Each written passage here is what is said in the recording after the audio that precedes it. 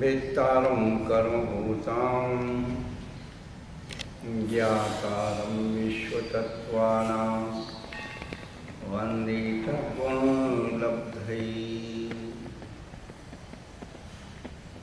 देवादिदेव गज्जार्ष महावीर भगवान की जय। गोमटेश्वर बाबूजी भगवान की जय। कलतरुवती भगवान की जय। जन्मकोद्भव द्वारसा मई निर्माणी माता कुंदकुंद आचार्य भगवान की जय। उमा स्वामी आचार्य भगवान, समंतवत्र आचार्य भगवान, पूजपाद आचार्य भगवान की जय। अलंक आचार्य भगवान, 20वीं सदी के प्रथमाचार्य आचार्य चक्रवर्ती आचार्य सांसागर महाराज, सत्यजी पट्टाजी आचार्य श्रोमणी गुरुवर श्री धर्म सागर जी, मम शिक्षा गुरु ज्ञान सर्वमणि आचार्य कौशल सागर महाराज, किंग कम नौ करो महाराज।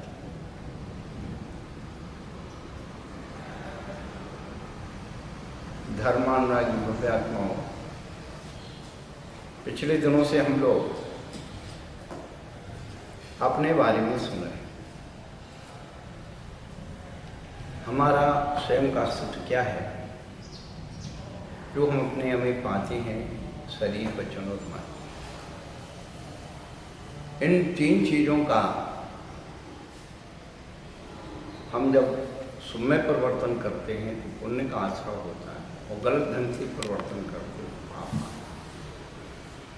संसार में पाप और पुण्य, इन दोनों को हर धर्म के लोग किसी न किसी रूप में मानते हैं और उसका फल भी मानते हैं। गलत करने से नरक मिलता है, जहन्नुम मिलता है, अच्छा करने से स्वर्ग मिलता है, जन्नत मिलती है। तो अच्छे और बुरे का भेद संसार में अनादिकाल से हर धर्म में जो धर्म नाम की प्रतिष्ठा है, अच्छे कर्म करने के लिए प्रेरित करती है। तुम्हें अपने मन वचन काया से अच्छा बनना है।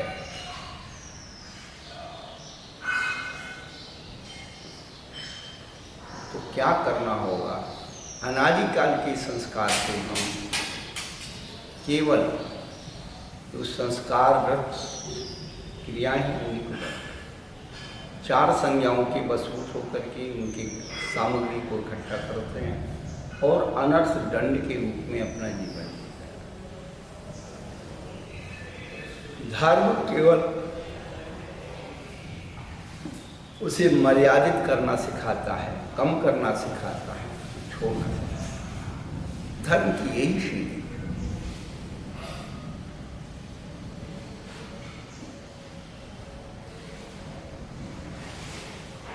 अभी तक अपन लोग कर्म के आश्रय और कर्म के बंध के बारे में सुन रहे हैं।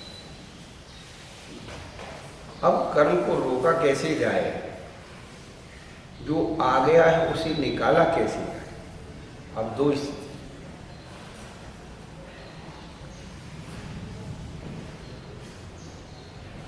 तो 6वें अध्याय में पूरा श्राप का छाया हुआ, लेकिन 9वें अध्याय में पूरा मूलाचार का हुआ।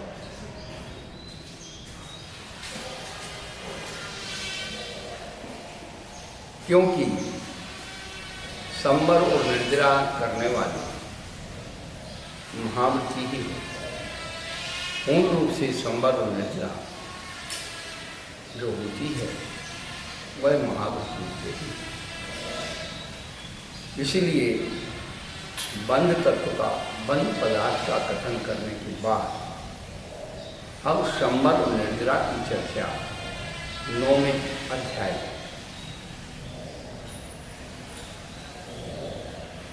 तो सबसे पहले उन्होंने संवर का लक्षण माना। आश्रव निरूढ़ा संवर, आश्रव को रोकना संवर। संवर का अर्थ है सब्र। किसी को जल्दीबाजी है तो अपन कहते भैया थोड़ी सब्र रखो, थोड़ा रुको। तो सीधी सीधी भाषा में संवर का अर्थ सब्र है।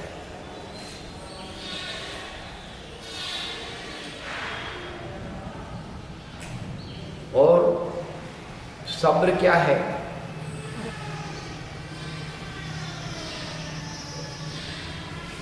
सब्र कहो, संतोष कहो, रुकना कहो, ये की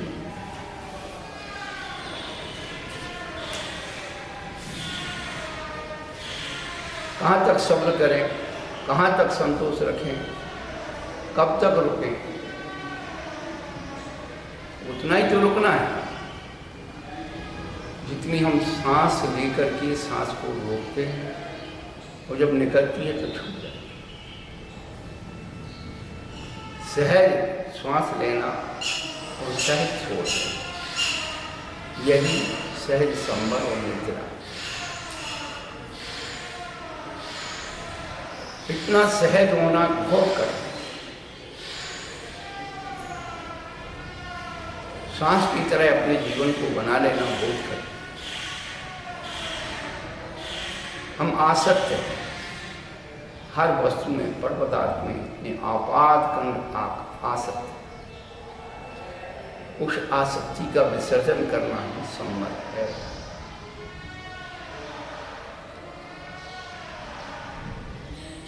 आश्रव निरोधा संवर। आश्रव किनके द्वारा हो रहा था, बंद किनके द्वारा हो रहा था, उन सबका भ्रम कर मिथ्या,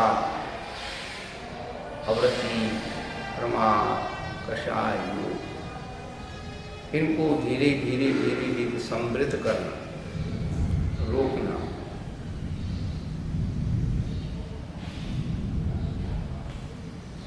आचार्य भगवंतों ने उस संवर की प्रक्रिया को बताया।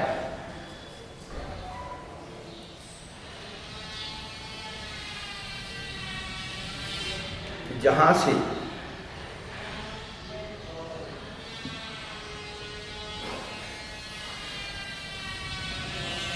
किस स्थान में कितना संवर होता है, कितनी कर्म प्रक्रिया आने से रुक जाती है।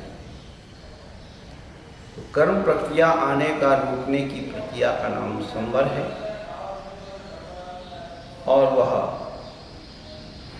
मिथ्या दृष्टि जीव जो है, मिथ्या दर्शन की प्रधानता से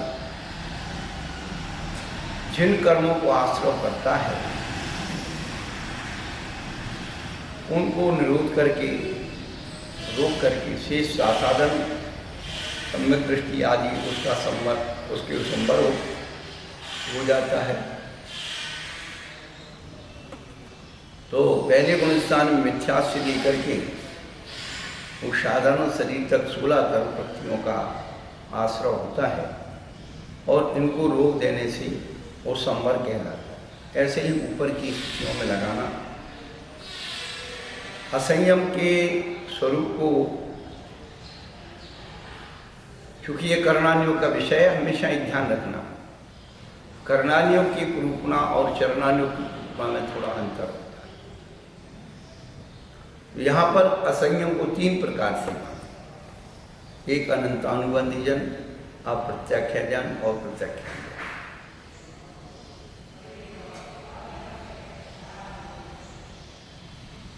इनके अलग अलग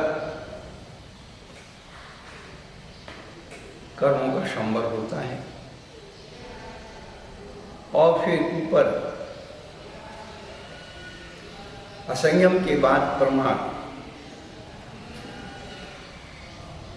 तो प्रमाद के अभाव में जो निरोध होता है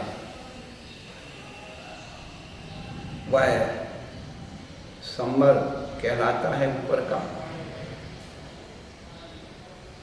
और उसके आगे जहाँ तक कसायों का शुरू जिंदा रहता है 10वें गुण स्थान तक, वह आगे बढ़कर के और उन कर्म को नष्ट करता हुआ केवल योग के द्वारा जिन कर्मों का संपादन करता है वह शांत मोह क्षीण मोह सहयोग केवली तक योग के द्वारा बंद होता है और उससे अभाव से योग केवली में पहुंच करके उसका संवर्ग हो जाता है। इस प्रकार से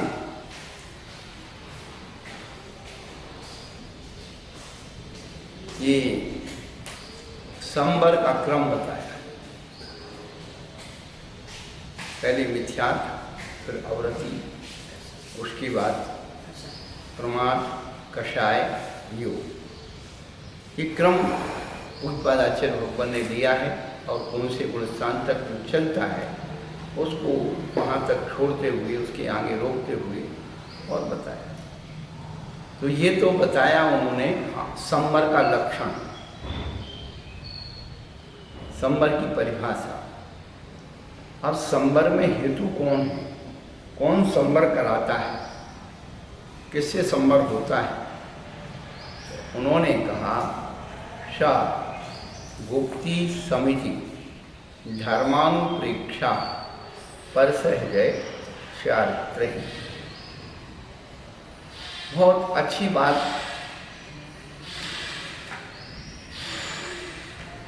तो क्रम रखा, पहले गुप्ती रखी, फिर समिति रखी, फिर धर्म रखा, फिर अनुप्रेक्षा रखी, फिर परिचय रखा, उसके लास्ट में चार्ट रखा।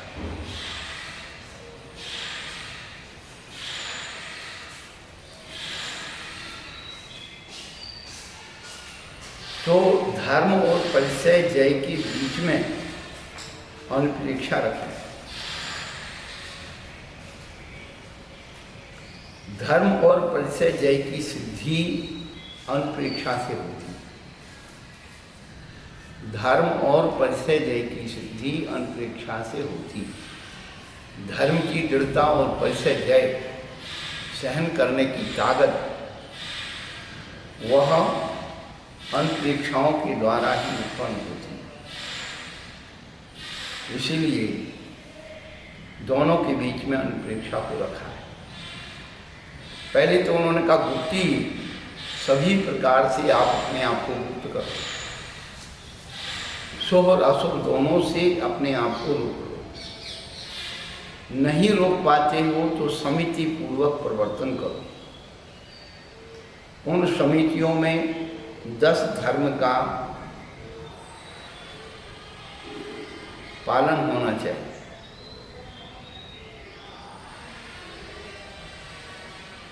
और वो 10 धर्म की सिद्धि बिना अनुप्रेक्षा के नहीं। जब परिचय जय भी करना होगा, धर्म की सिद्धि करनी होगी, जो भी हमें अपनी भावनात्मक, तो अनुप्रेक्षा के द्वारा, चिंतन के द्वारा उसे सिद्ध करना। दृढ़ता अनुप्रेक्षा से आती। धर्म अपने आप में कुछ नहीं कर सकता, परिचय अपने आप में कुछ नहीं कर सकता, लेकिन जब अनुप्रेक्षा से हम उसको अपने अंदर चिंतन करके उसे स्वीकार करते हैं तो बस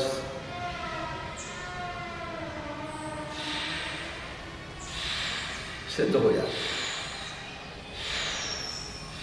तो यहाँ पर जो सामान्य लक्षण सूत्र में बताया कि संसार कारण दात्मनो गोपनम भवती सा भक्ति, कि जिसके बल से संसार के कारणों से आत्मा का गोपन अथवा रक्षा होती है। अब एक प्रश्न आया कि 7वें अध्याय में अहिंसा व्रत की भावना में वांग मनोगुप्ति दान निक्षेपण में क्या कहा? तो वहाँ भी वचन गुप्ति है, मन गुप्ति है, और यहाँ भी वचन गुप्ति, मनोगुप्ति है, 3 गुप्ति है। इसमें और उसमें अंतर क्या है? इसका जवाब भी अभी आगे किसी सूत्र में मिलने वाला है। आगे जो सूत्र बताएंगे उसमें उसका रहस्य हम आपको बताएंगे। अब तो आपके अंदर जिज्ञासा पैदा कर वहाँ भी उगती हैं और यहाँ भी उगती हैं। अंतर दोनों में क्या है? वहाँ भी समिति, यहाँ भी समिति, अंतर क्या है? और समिति मुक्ति के बाद समिति का सामान्य लक्षण उन्होंने जो बताया कि प्राणी पीड़ा परिहार्थम सम्यक एवं समिति, धर्म का सामान्य लक्ष्य इष्टे स्थाने धरती की धर्मा, शरीर आदि नाम स्वभाव अनुचिंतनम अनुप्रेक्षा, सदादि वेदना तत्व कर्म निर्जरार्थम सहनम परिशः, परिचय दया चार्थ सब आदि सूत्रे व्याख्याता। चार्थ को प्रथम सूत्र में बता के आए थे। सम्यक दर्शन ज्ञान चारित्राणि मोक्ष। तो चारित्र शब्द की उत्पत्ति उन्होंने दी थी संसार कारण वित्तम प्रत्याभूत ज्ञान बता तीनों परम सम्यक चार्थ। वो निश्चय सम्यक चार्थ की परिवार व्यवहार की नहीं। साक्षात मोक्ष मार्ग जो होता है वो निश्चय चार्थ, निश्चय रत्नत्रय से, वो व्यवहार चार्थ जो है वो अलग है।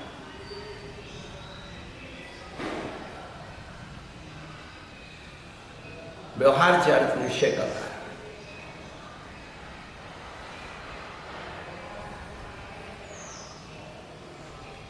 बत्समति बुद्धि रूपम व्यवहार में आदि जन्म और अप्पा पम्मीरो, आत्मा का आत्मा में स्थित होना है। बहिरभ्यंतर क्रिया रोह भव कारणपणा सत्थम नानिस्य जम विमुत्तम तम परमम सम्यचार्थम। परम चार्थ यानी निश्चय चार्थ, जहाँ बाह्य और अभ्यंतर क्रियाएं दोनों का रुकना हो जाता है, वो निश्चय चार्थ। यहाँ पर जो आचार्य ने बताया कि वो निश्चय चार्थ की हम परिभाषा करेंगे, बता के आए, चार्थ के बारे में बता के आए। तो उसके बाद जो है ये तेषां गुप्त्यादीनां संवरण क्रियायाः साधक तमत्वात् कर्म निर्देशः। ये गुप्ती आदि जो है इस संवर की साधकतम क्रियाएं होने से उनका कर्म निर्देश किया गया है। और संवर का अधिकृत करने के लिए शाप पद इसमें विशेष जोड़ा है कि सा गुप्ती आदि, गुप्ती समिति आदि, इससे सभी का संबंध हो जाता है। और इसमें जो एक बहुत अच्छी बात कही है, लोग उतना ही पढ़ लेते हैं, लेकिन उन्होंने क्या कहा, ये संवर गुप्ती आदि के द्वारा ही होता है। अन्य उपायेन नाइति, अन्य किसी और उपाय से संवर निर्जरा नहीं हो सकती।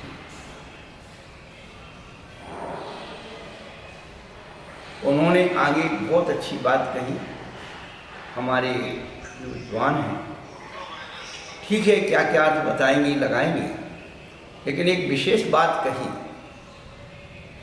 कि तीर्थ अभिषेक दीक्षा शीर्ष उपहार देवता आराधन यो निर्वर्तिता भवन्ति।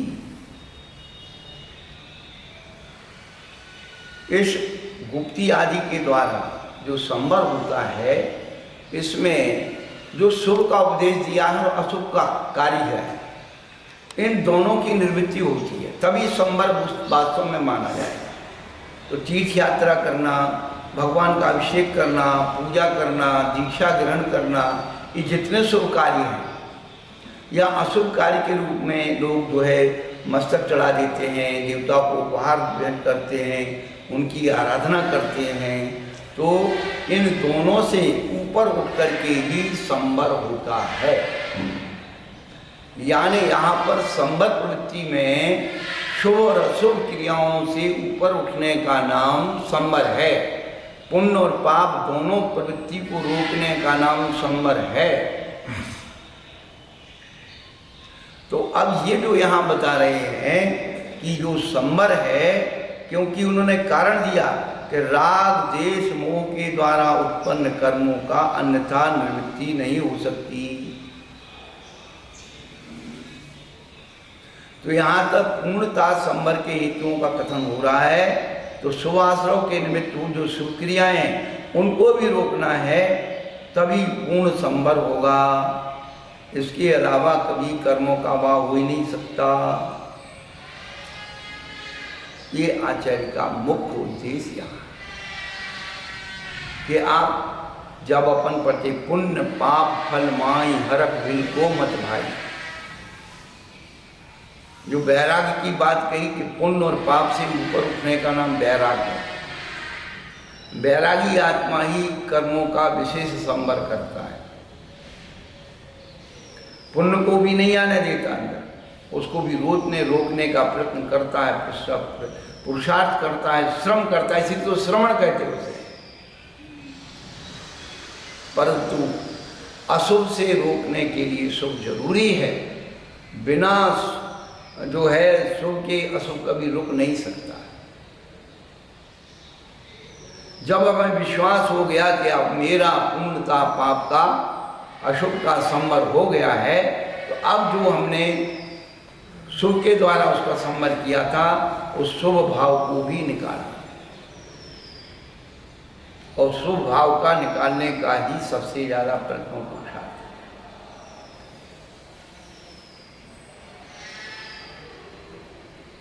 यहाँ पर जो है संवर के हेतु गुप्ती, समिति, धर्म, अंतरिक्षा, परिचय और चार 6 बातें बताई। लेकिन संवर के साथ निर्जरा भी होती है, तो विशेष बात बताने के लिए उन्होंने एक तीसरे नंबर का सूत्र बताया, तपसा निर्जरा चय।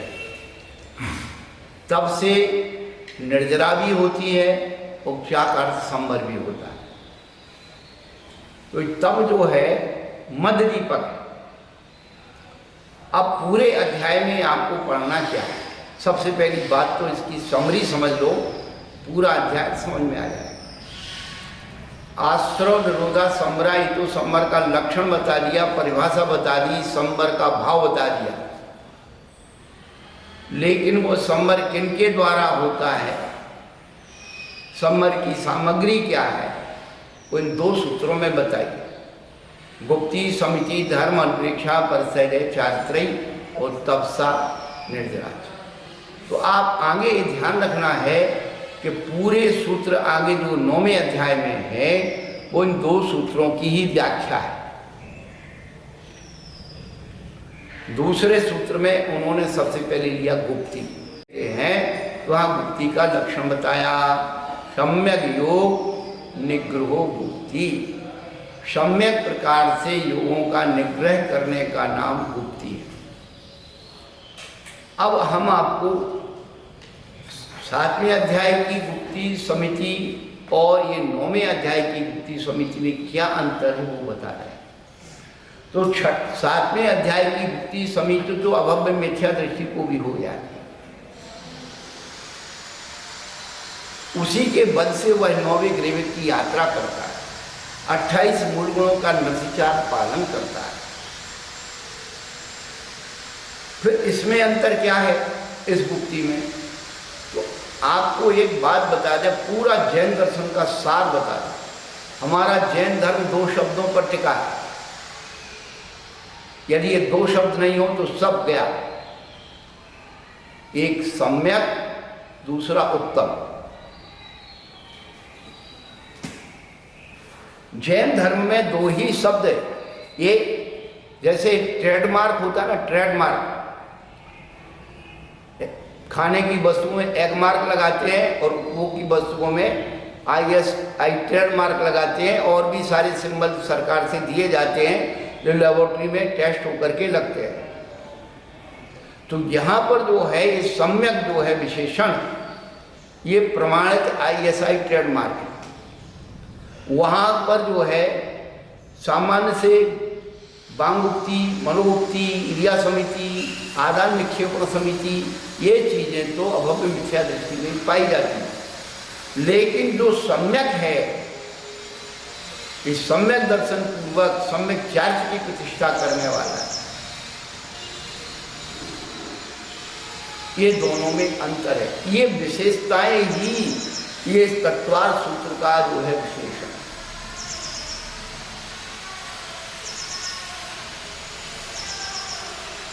यहाँ पर जो है सम्यक शब्द जो दिया है, ये विशेष महत्वपूर्ण है। सम्यक योग निग्रह भुक्ति, सम्यक प्रकार से योगों का निग्रह करना भुक्ति है। तो उन्होंने क्या बताया कि शरीर, वचन और मन कर्म क्रिया का योग का कथन पहले किया है। उस योग को तस्य स्वेच्छा प्रवृत्ति निर्वर्तनम निग्रह, जो मन वचन काय की स्वेच्छा प्रवृत्ति हो रही थी उसका निर्वर्तन कर दिया, निग्रह। और सम्यक विशेषण क्यों दिया? विषय सुख अभिलाषार्थ प्रवृत्ति निषेधार्थम, विषय सुख की अभिलाषा की अभिलाषार्थ के लिए जो प्रवृत्ति है उसकी निषेध के लिए सम्यक दिया। तो वहाँ जो हम सुख प्रवृत्ति करते हैं, सुख प्रवृत्ति के द्वारा हमें पुण्य का आश्रय होता है, उससे हमें विषय सुख की अभिलाषा होती है। लेकिन यहाँ कह रहे हैं कि जो है विषय सुख की अभिलाषा की प्रवृत्ति की निवृत्ति निषेध के लिए सम्यक विशेषण दिया है।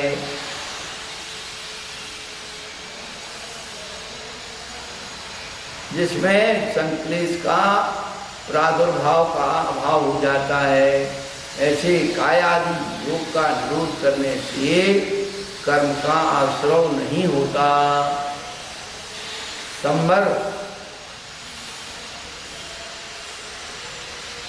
रोकने के अर्थ में है, तो आश्रय को रोकने का नाम संवर है।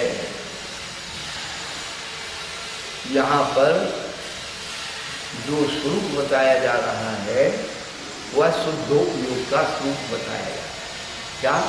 सम्यक योग निग्रह वृत्ति में ये शुद्धोपयोग का स्वरूप बताया जा रहा है। जिन्हें पुण्य पाप नहीं कीना, आत्म अनुभव चित दीना, इन्हीं विधि आवते रोके, संबर लही सुख आवे रोके। यहाँ जो बुद्धि के द्वारा शुद्धोपयोग का स्वरूप बताता है। भुक्ति ही शुद्धोपयोग है। क्यों? पुण्य पाप से जो ऊपर उठ रहा है वो शुद्धोपयोग।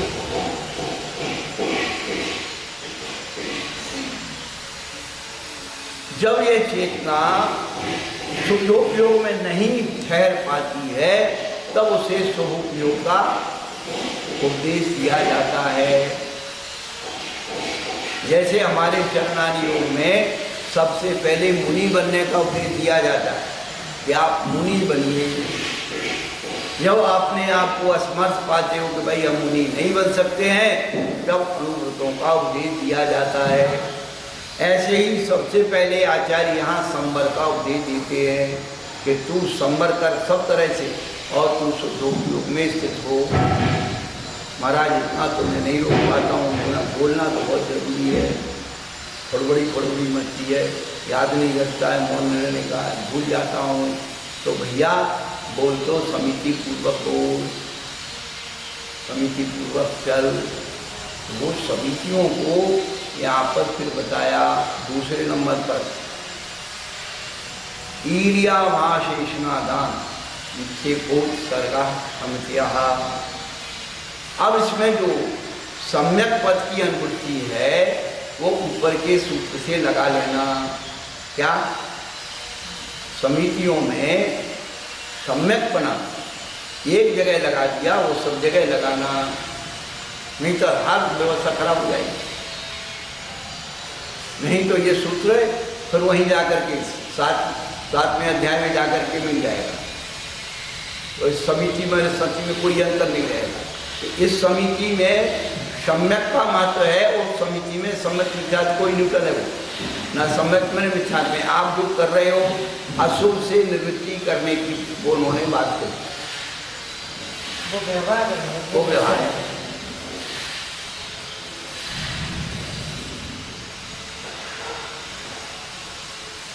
जो 5 समिति है, ईर्ष्या समिति, भाषा समिति, ऐषणा समिति, आदान निक्षेपण समिति और प्रतिष्ठापन समिति। अब इसमें कितना बड़ा विज्ञान आचार्य भगवंतों ने रखा है। बीच में सबसे पहले बीच में रखिए क्या, ऐषणा समिति यानी भोजन की शुद्धि, खान पान की शुद्धि, ये मध्य दीपक है, बीच में रखा है। यदि हमारे खान पान की शुद्धि बिगड़ गई तो ईर्ष्या समिति और भाषा समिति बिगड़ जाती है और आदान निक्षेपण और प्रतिष्ठापन समिति भी स्वाहा हो गई। जैसे कोई व्यक्ति क्या करता है, अपन व्यवहार जगत में कहते भैया ये तो खाते पीते घर के हैं, इससे चरित्र का पता लगता बहुत अच्छा आदमी है, और उसको थोड़ा सा उल्टा करके कहते भैया ये तो पीता खाता है, तो उसका सारा चारित्रिक विश्लेषण बदल जाता है। तो जो पीता खाता है उसकी ईर्ष्या समिति देखिए कैसा होती है। जो पीता खाता है उसकी ईर्ष्या समिति कैसी होती है, इधर पैर रखता है उधर पहुंच जाता है, ऐसे ऐसे चलता है। और भाषा समिति तो आप जानते हो, जो पीता खाता है उसकी भाषा समिति बिना माँ बहन की गालियों के बात नहीं करता। और आदान निक्षेपण समिति अनेक किसी भी वस्तु को कितने अच्छे ढंग से उठाता बिठाता है ना, वो तो आप सब जानते हैं। उठा के पटकता है, इधर रखता है उधर रखता है, घसीटता है, ये होता है। और प्रतिष्ठापन समिति का मतलब तो आप जानते हो कि कहीं जो है मलमूत्र को विसर्जन करना, तो देखी सोधी भूमि पर विसर्जन करना, लेकिन भैया वो प्रतिष्ठापन समिति में जाकर के खुद प्रतिष्ठित हो जाता है। पीने खाने वाला आदमी उस गंदी में जाकर के खुद गिर जाता है। हम लोग बाहर जाते हैं शुद्धि करने के लिए, जंगल जाते हैं, तो कई जगह तो ऐसी होती है कि वहाँ पर बड़ी बड़ी बोतलें मिलती हैं। हम सोचते हैं कि ऐसे जीव यहाँ आकर के शराब पीते, गंदगी जगह जाकर के बैठते, उनको वही पसंद।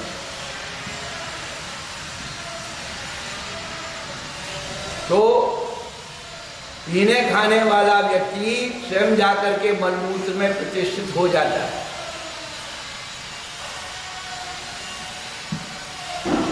इसीलिए आचार्य भगवंतों ने भोजन की शुद्धि का बहुत बड़ा महत्व बताया। 40 दोष बिना सुकुल श्रावक घरे तने तने, सुकुल श्रावक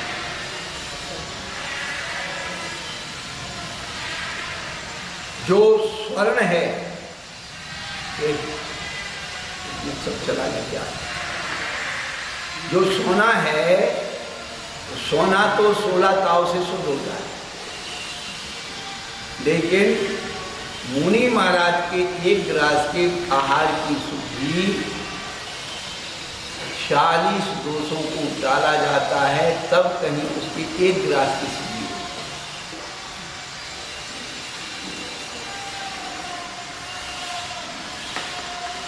जा रही आवाज।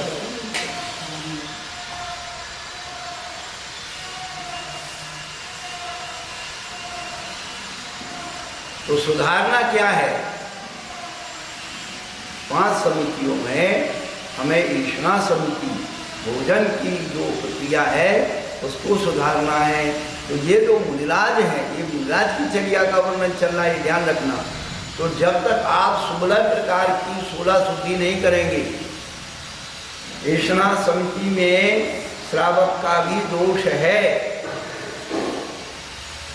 आप यदि भोजन शुद्धि नहीं करते हैं, भिक्षा शुद्धि नहीं करते हैं, तो आप चोरी करते हैं।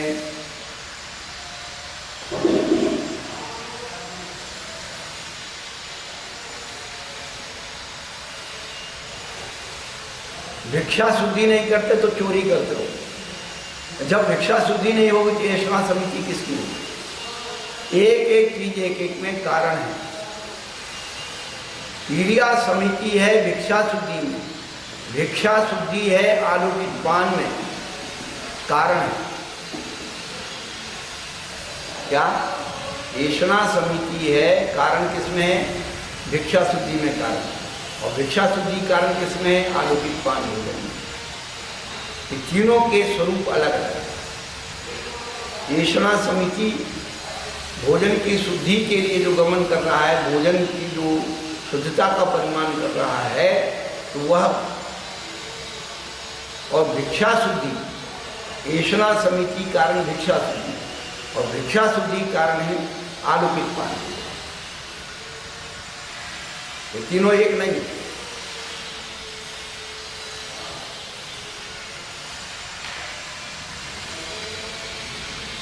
अब जो है यहाँ पर 5 समिति बताने के बाद व्रत हो, भुक्ति हो गई, समिति हो गई, धर्म। अब देखिए आप कितनी बढ़िया बात, आप हर बार, अभी पर्युषण आने वाले हैं, 1.5 महीने बाद आप पर्युषण करेंगे, आपको पता लगेगी। उसका जो स्वरूप बता रहे, उत्तम क्षमा, मार्ग वार्जव, शौख्य सत्य, संयम तपस्यागा किंचन्य, ब्रह्मचर्याणि 10 लाख धर्म। ब्रह्मचर्याणि धर्म, ये सूत्र बता। अब आप देखिए कि उस सूत्र में उन्होंने सबसे पहले आगे क्या लगाया? उत्तम लगाया। इस सूत्र में उत्तम लगाया, और भुक्ति और समिति में क्या लगाया? सम्यक लगाया। अब ये चीजें जो है हमारी ट्रेडमार्क हैं, ये प्रमाणित हैं। हमने प्रारंभ में आपको बताया कि जैन धर्म में 2 ही शब्द हैं, एक सम्यक, दूसरा उत्तम।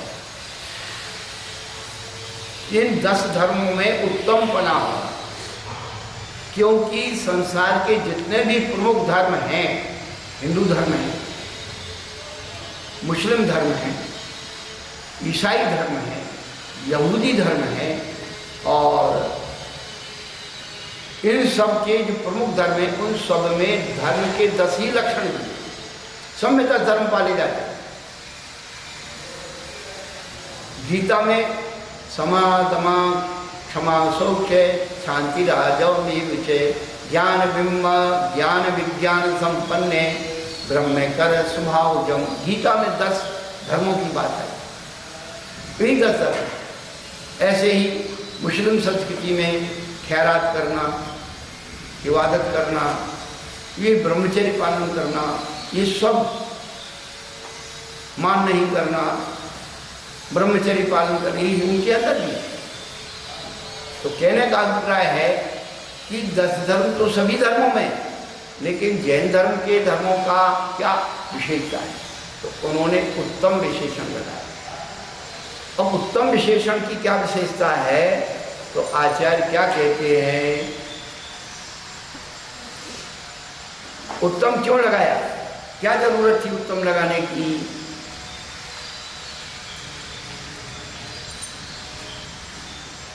दृष्ट फल क्या करना? ख्याति लाभ पूजादि लाभ निवृत्तर्थम। क्या उत्तम विशेषण इसलिए लगाया?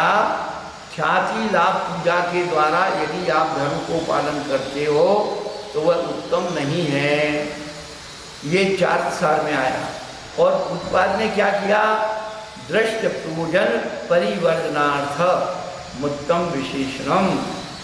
हमें किसी ने क्या गाली दी और हमने क्रोध नहीं किया, तो ये तो हमारी क्षमा हो गई। लेकिन लोगों ने मेरी प्रशंसा नहीं की। क्या मैंने क्षमा किया, 4 लोगों ने मुझे अच्छा नहीं कहा, तो 4 लोगों के लिए हमने क्षमा नहीं किया। क्षमा इसलिए किया कि मेरी आत्मा का पतन हो जाएगा, मेरी क्षमा नहीं करूँगा, मेरी आत्मा धर्म से च्युत हो जाएगी, इसलिए क्षमा किया है। दूसरों से प्रमाण पत्र प्राप्त करने के लिए नहीं कि दुनिया मेरी वाई करे, प्रशंसा करे। दृष्ट प्रोजन बननाथम के सामने हमें उसका फल दिखना चाहिए, ऐसे प्रोजन के लिए निषेध किया गया, तब हमारी उत्तम क्षमा हो। जो हम लोग गाथा पढ़ते हैं, खम्मामी सब जीवानाम सब्बे जीवा मंतु में मेति में सब भूलेषु बैरम मज्जन्ना केड़, सभी जीव मुझे क्षमा करें, ऐसा कहने से स्वयं के क्रोध भाव नष्ट होते हैं। सब्बे जीवा खमंतु में, और सब जीव मुझे, मैं सब जीवों को क्षमा करता हूं। खम्मामी सब जीवानाम, और सब जीव मुझे क्षमा करें। तो खम्मामी सब जीवानाम से स्वयं का क्रोध भाव नष्ट होता है, और सब जीव मुझे क्षमा करें, ऐसा कहने से स्वयं के मान का भाव नष्ट होता है, मान नष्ट होता है। और मैत्री में सब भूलेषु, प्रत्येक प्राणी में मेरी मित्रता है, ऐसा कहने से माया भाव नष्ट होता है। क्या शत्रुता कब पैदा होती है? आपसे कोई चीज मांगी, आपने नहीं दी, छिपा ली। जब छिपाएंगे तो माया आएगी, माया आएगी तो शत्रुता आ जाएगी कि उनने मुझे नहीं दी तो मैं भी उनको नहीं दूं। तो माया भाव से शत्रुता पैदा होती है।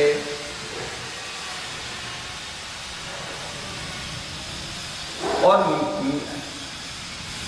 बैरम मज्जन्ना केड़वी, क्या लोभ से बैर उत्पन्न होता है? क्या लोभ से बैर उत्पन्न होता है, बदले की भावना उत्पन्न होती है। बैर क्या है? बदले की भावना।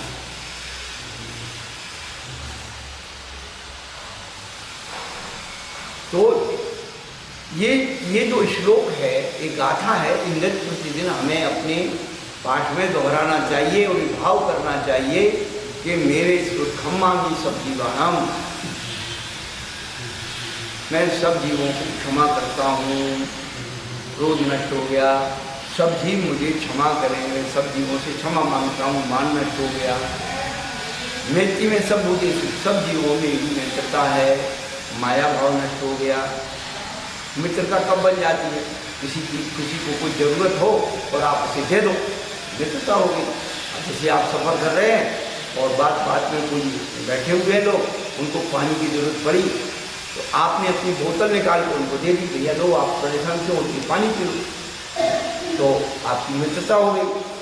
और आपके पास पानी था, आपने छिपा लिया और उसको नहीं दी, तो माया लगी और आपके अंदर जो है उसके परिणाम में क्या आ गया? देखो, इनके पास पानी होते हुए मेरे तड़प थी तो पानी नहीं,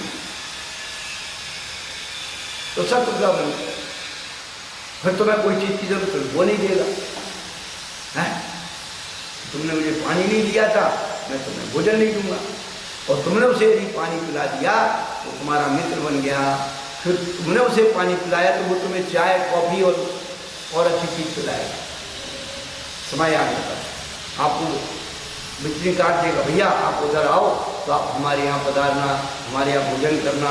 कितनी मित्रता हो जाती है।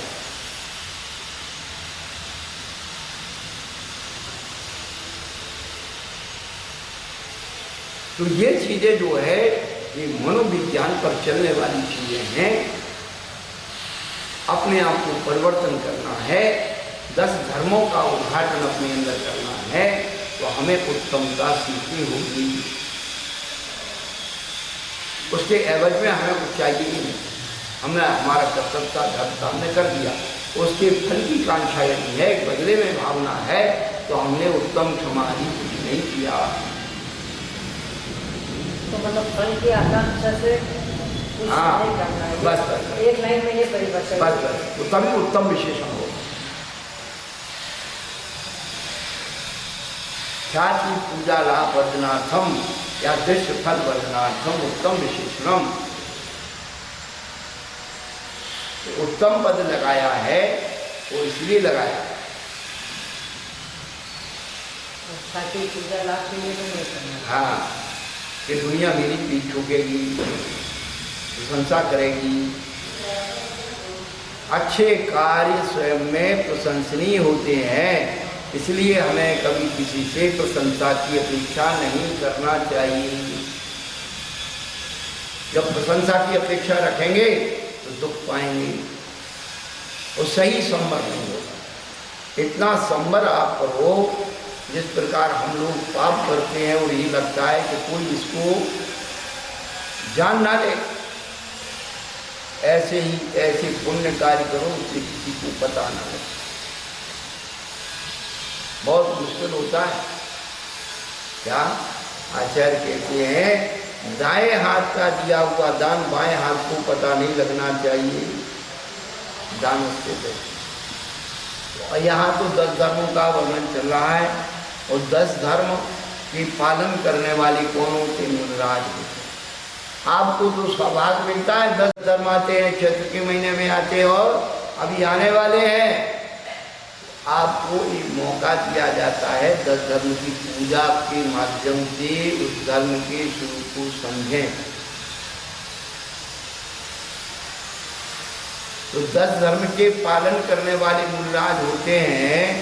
आप 10 धर्म का स्वरूप सुन करके समझ करके जब कभी आप मुनिराज बनेंगे तो आपको संवेदना जागृत होगी कि उत्तम क्षमा क्या है, कैसी होती है।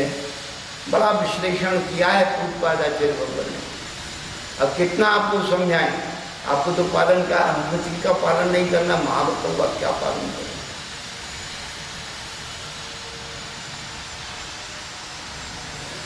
यहाँ पर जो है मुनिराज की मुक्ता करके 10 धर्मों का पालन बताया है। तो यहाँ पर जो है आपको एक विशेष बात बताना देना चाहते हैं कि जो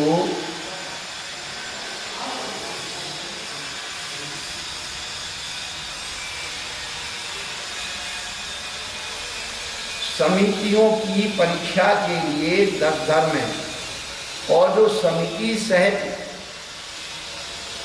4 होता है उसे संयम कहते हैं और जो समिति रहित होता है उसे व्रत कहते हैं। ये व्रत और संयम में अंतर है। ये चरणान योग है और 4 का जो है करणान योग से संबंध रखता है, वो आगे आपको बताएंगे। तो प्राणी इंद्रिय परिहार संयम,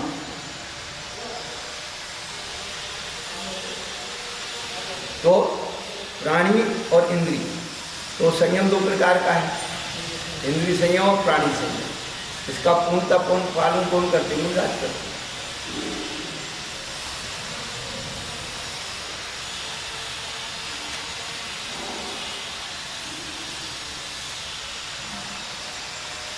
यहाँ पर जो विशेष बताना चाहते हैं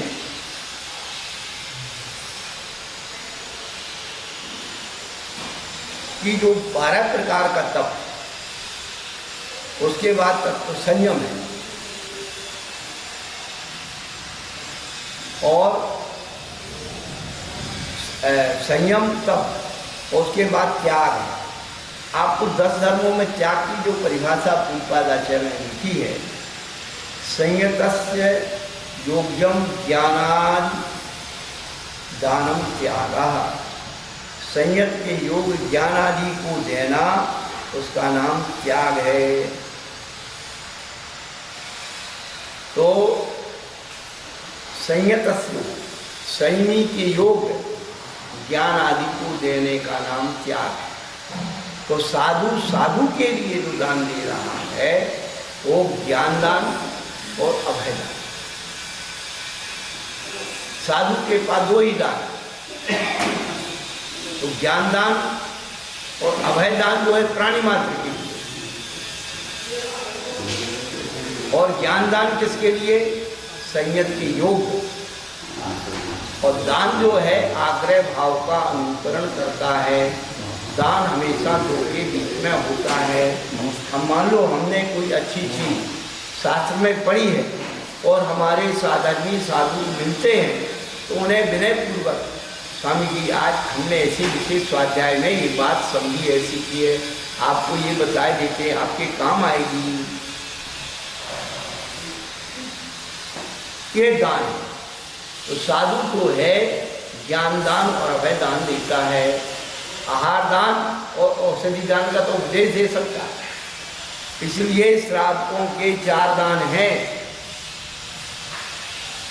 आहार दान, औषधि दान, उपकरण दान और वसत का दान। श्रावकों को ज्ञान दान देने का और अभिदान देने का अधिकार ही नहीं है। आज एक कोचिंग क्लासें खोल करके बैठ गए, दान बांट रहे हैं ज्ञान। भैया आपको अधिकार नहीं दिया है, ये दिनवाणी का आवरणबाज है। हम लोग क्या क्या करें? इसलिए सारे अर्थों के अनर्थ हो रहे हैं। उनको तो शास्त्र की गद्दी पर बैठने का अधिकार नहीं है। आचार्य अमृतचंद सूरी ने पुरुषार्थ सिद्धि उपाय ग्रंथ में लिखा है, धर्म देशना सुनने का अधिकारी अष्टमूल गुणधारी। जब धर्म देशना सुनने का अधिकारी अष्टमूल गुणधारी है तो धर्म देशना करने वाला अधिकारी कौन? महावृत्ति। अब ये महाआवृत्ति लोग, महावृत्ति नहीं, महाआवृत्ति लोग शास्त्र की गद्दी पर बैठ करके ज्ञान बांट रहे हैं तो अर्थ का ही अनर्थ कर रहे हैं, जिससे कोई धर्म नहीं। और व्यक्ति भी थोथे धर्म को ओढ़ करके, समझ करके अपने आप को धर्मात्मा समझ, ज्ञानवान बना लिया। गाथाएं, ग्रंथ, सूत्र, टीकाएं रख के अपने आप को ज्ञानी बना लिया। जबकि आचार्यों ने तो भैया वैराग को ही ज्ञान कहा है। आत्महित हेतु विराग ज्ञान के कथे आपको कष्टदान मिथ्या दृष्टि जीव वैराग रूपी ज्ञान को कष्टप्रद समझता है। और इन्होंने तो भैया ये कोचिंग सेंटर खोल रखे हैं, अक्षर पंडित हैं, जो मर्जी आए सो अर्थ कर रहे, जो मर्जी आए सो बता रहे। हम लोग क्या करें? अपने अपने खेमे बना लिए, अपने अपने पंथ बना लिए, अपने अपने ग्रंथ बना लिए, अपने अपने संत बना लिए। क्या होना है? आप अपने पूज्य बात को अच्छी तरह से पढ़ लीजिए, आपकी हर शंका का समाधान उसमें मिलेगा, हर शंका का।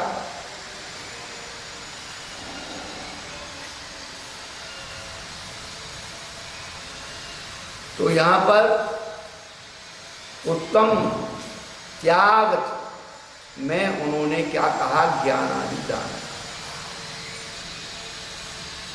तो श्रावकाचार्य के हिसाब से आपके 4 दान अलग हैं: आहार दान, औषधि दान, उपकरण दान और वसत का दान।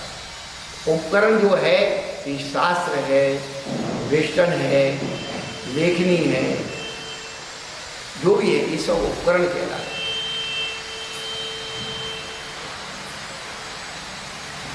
और वसत का दान, साधु को रहने का स्थान वसत। ये तो आप कर नहीं रहे कि महाराज आपको क्या जरूरत है, कौन सा ग्रंथ आप स्वाध्याय करेंगे, हम आपको दें। दक्षिण भारत में अति मब्बे नाम की एक महिला हुई, उसे दान चिंतामणि की उपाधि दी। उस महिला ने कितने ही ग्रंथों को हस्तलिखित प्रतियां करवा करके, और कैसे, ऐसे नहीं, कैसे भेजी? हाथी पर, पालकी में, रथ में रख करके एक ग्रंथ और एक सोने की मूर्ति बनवा करके और अपने आसपास के प्रदेशों में, मंदिरों में उस समय भट्टारक स्वामी होते थे, गुरुराज होते थे, उनको भेंट की।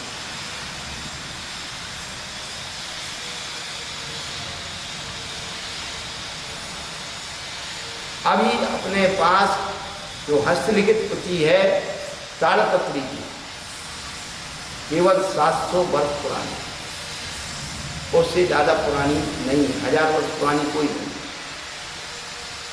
जो षटखंडागम की महाबल की जो ताड़पत्री है, जो मूल गुजरी में रखी है, वो सबसे पुरानी है।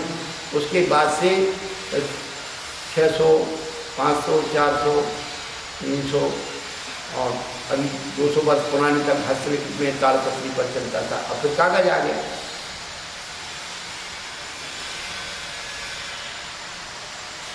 कागज की हस्तलिपियां भी सब खत्म हो गई।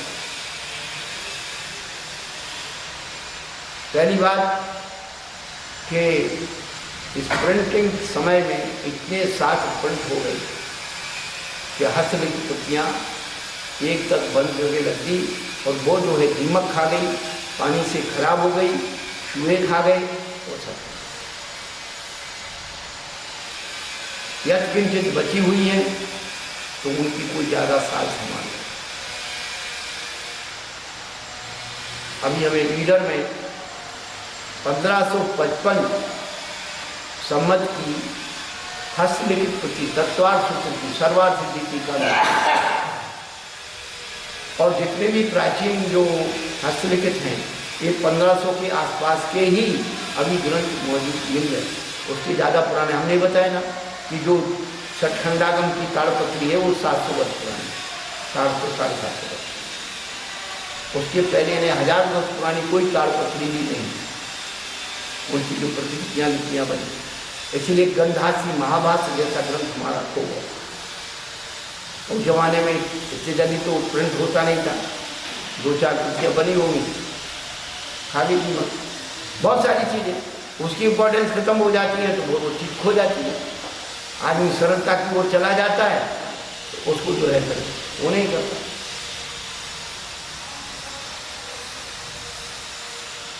तो श्रावकों को जो है उपकरण दान और वसत का दान करना चाहिए, और साधुओं को ज्ञान दान करना चाहिए, और अवसर, ये दो ही पल्ले रहता है 10 धर्म में। तो ज्ञानादि संयत अच्छी, ज्ञानादि सर्वार्थ सिद्धि में प्रकरण चल रहा है, तो भैया की सर्वार्थ सिद्धि।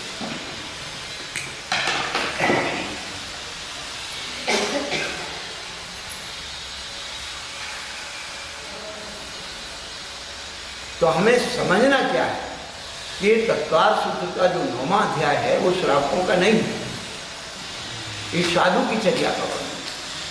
संवर कौन करता है? साधु करता है।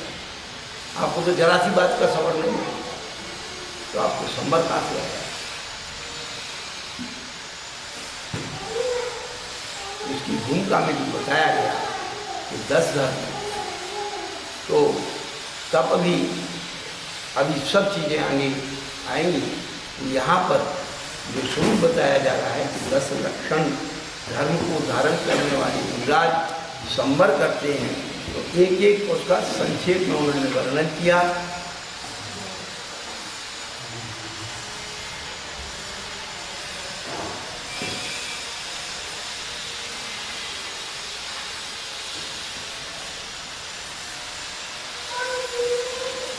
त्याग के बाद आकिंचन, ममत्व बुद्धि का त्याग कर देना, अहम बुद्धि का त्याग कर देना, ऐसा निवृत्ति का नाम आकिंचन है। और अनुभूत अंगना का स्मरण नहीं करना तथा स्मरण नहीं करना, स्त्री संस्तक शयन आसन आदि का वर्णन करना, ये ब्रह्मचर्य की परिपूर्ण अभिवृद्धि है। जो साधारण लक्षण है, लोग इस ब्रह्मचर्य से कितनी बातें जोड़ देते, अरे वो ऐसा हो गया ना, वो कैसा हो, पहले उसके लक्षण में देखिए, साधु को ब्रह्मचर्य सिद्ध करना है तो साधु को क्या करना पड़ेगा? तो कहते अनुभूत अंगना अस्मरणम, अनुभूत यानी जिसको आपने अज्ञान में, प्रमाद में, आसक्ति में जिस अंगना का आपने सेवन किया है उसको भूल जाइए और उस स्त्री का कथा श्रवण करने का त्याग कर दीजिए। और जहाँ पर स्थितियाँ का जो है उनकी आसन है, शयन है इत्यादि जो उनसे उपकरण वो हो गए हैं, ऐसे स्थान का त्याग करने से ब्रह्मचर्य होगा।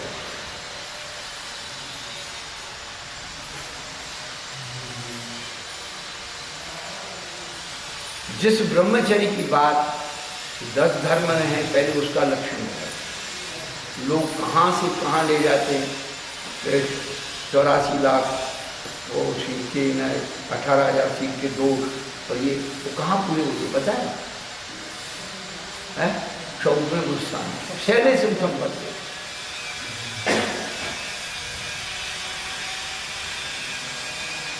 केवल स्त्री के मात्र के स्पर्श से ही अब्रह्म नहीं, आत्मा के प्रदेशों में जहाँ भी प्रकंपन हो रहा है वो सब अब्रह्म है।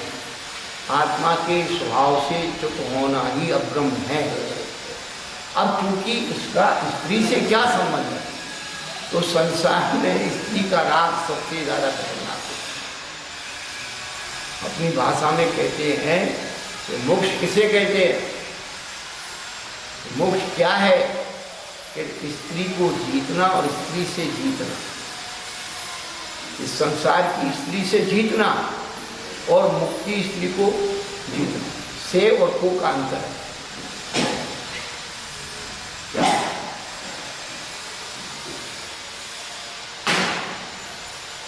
इससे जीतना और उसको जीतना।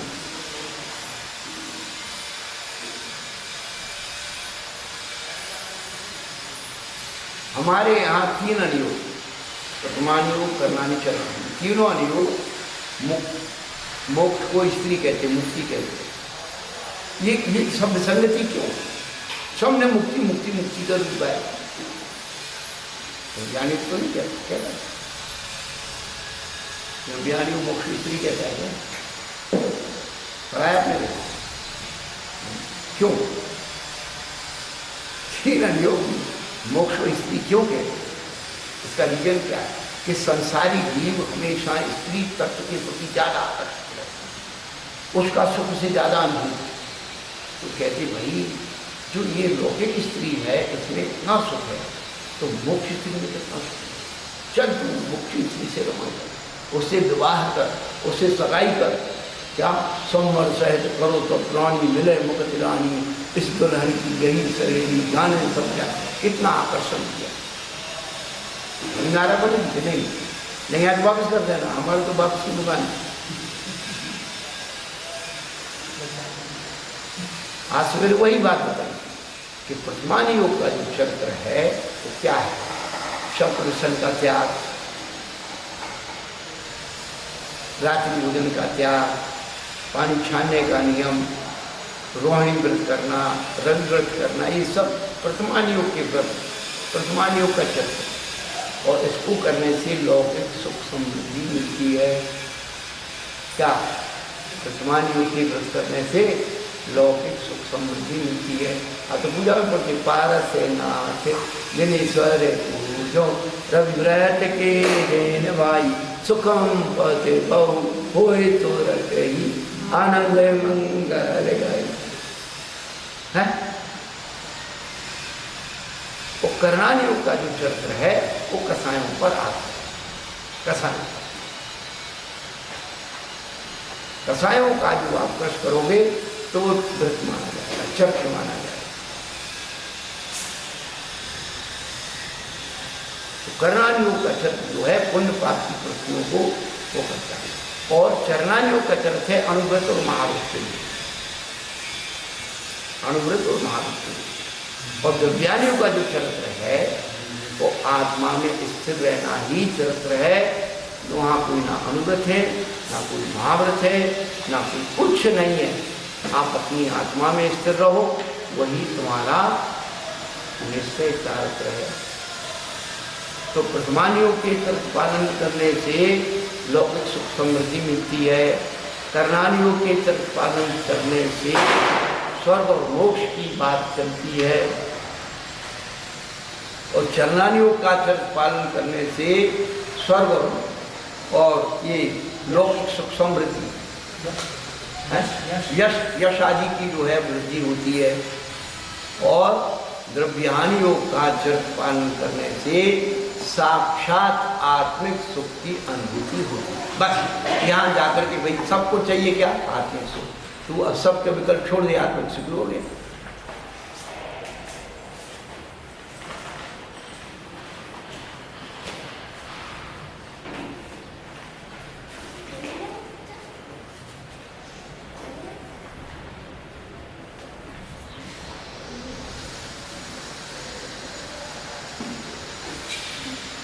जिनमें श्रद्धा हो जब जिन वाणी पर विनय सहित उनमें धर लो, बिना पढ़ाई पढ़ जाओगी, शब्द के अर्थ स्वयं कर लो।